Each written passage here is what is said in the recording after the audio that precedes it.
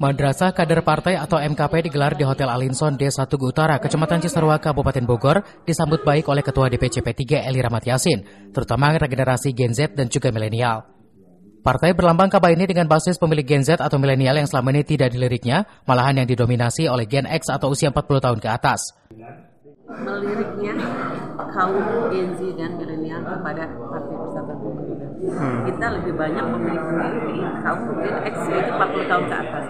Sementara jumlah pemilih kader partai, jumlah pemilih Gen Z dan milenial itu kalau digabungkan itu lebih dari 50%.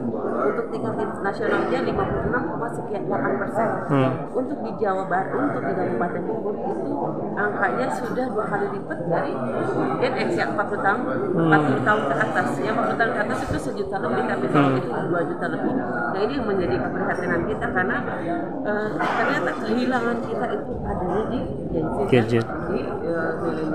Maka untuk itu sekarang kita mulai akan melirik bagaimana apa sih keinginan para kaum milenial, apa sih Gen Z dengan pola-pola kita lah. Tetap kita mengutamakan azas keislaman. Bertolak tidak ada kader yang masuk di parlemen, P3 berupaya membuat terobosan di tahun 2029 nanti, yaitu regenerasi Gen Z atau milenial menjadi bidikan pada pemilu mendatang. Dari Cisarua, Wawan Supriyatna melaporkan.